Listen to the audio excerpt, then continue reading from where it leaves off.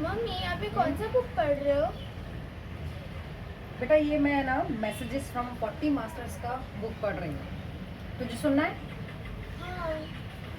ये बुक ना बेटा हमारी जो एक सीनियर मोस्ट पिरामिड मास्टर है अरुणा मैडम जिनका नाम है, उन्होंने ये बुक लिखा है।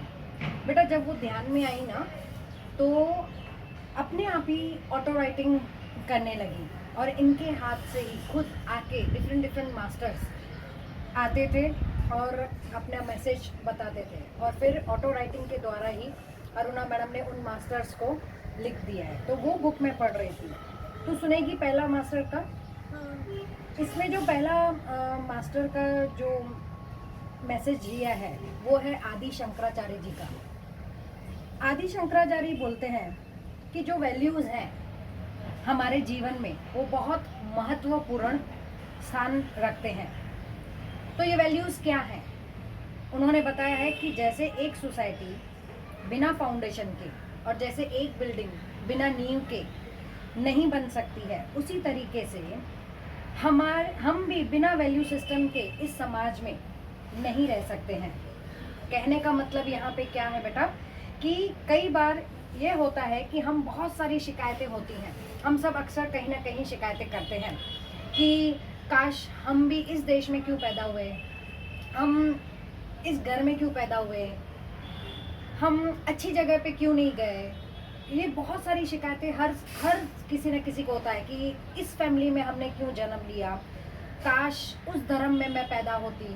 तो ये सारी जो बातें हैं वो किसी न किसी को सब शिकायतें ये करते ही हैं अक्सर। लेकिन आदि शंकराचार्य जी कहते हैं कि जिस समाज में हम रहते हैं उनकी वैल्यू सिस्टम को हमें समझना चाहिए और अपने आत्मा का उद्धार करना चाहिए। जैसे कि हर एक इंसान को, जैसे मुझे भी बचपन में क्या शिकायत होती थी कि मैं फेमिनाइन क्यों हूँ, मैं मैस्कुलाइन क्यों नहीं हूँ, क्योंकि मैं देखती थी ना कि मैस्कुलाइन को बड़ी आज़ादी है, फ्रीडम है। तो मैं हमेशा शिकायत करती थी कि मुझे फेमिनाइन मैं क्यों फेमिनाइन बनी हूँ और मैं क्यों ये घर में या ये ख़ानदान में पैदा हुई हूँ। तो ये भी मुझे शिकायतें थी। तो कहीं ना कहीं हम सबको ये शिकायतें होती हैं। तो आदि शंकराचार्य कहते हैं कि ये सब आप खुद डिसाइड करके आते हैं। You create your own reality, कि आप खुद ही सब डिसाइड करके आते हैं ताकि उस माहौल में आप रह के क्या सीखना है वह सीख पाए।